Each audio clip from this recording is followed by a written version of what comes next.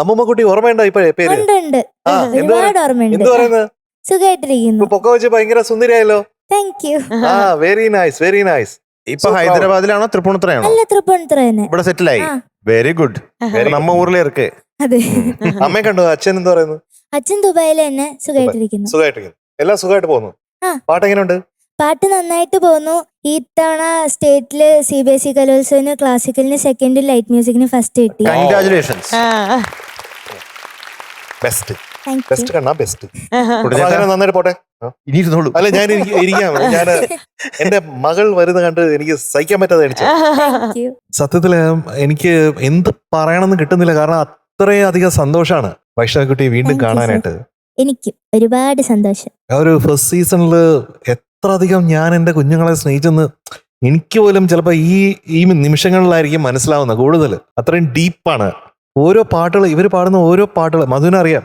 അതെ അതെ. ഓരോ പാട്ടുകൾ പാടാനായിട്ട് ഇങ്ങനെ പ്രാർത്ഥിച്ചിരിക്കും. അതെ, നമുക്കെല്ലാം അറിയാല്ലേ. നമ്മള് എത്രത്തോളം നമ്മളിങ്ങനെ കരുതി നമ്മൾ കൊണ്ടുവന്നതാണ് നമ്മുടെ കുഞ്ഞുങ്ങളെ.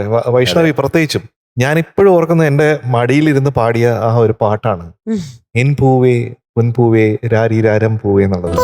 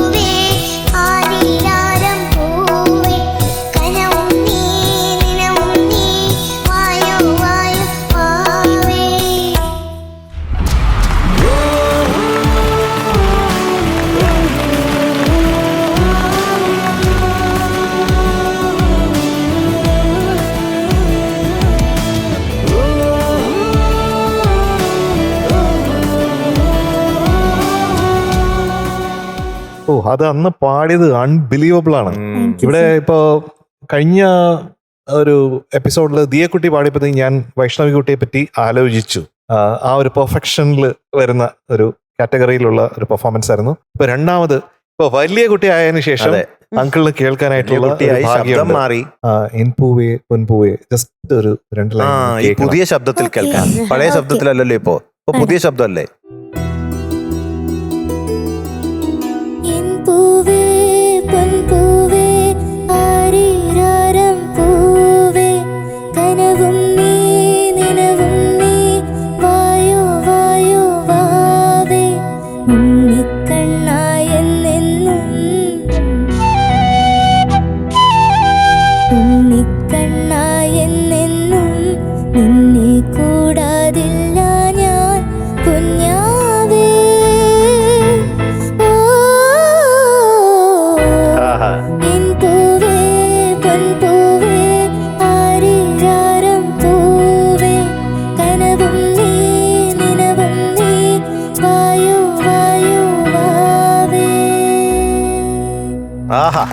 Super super.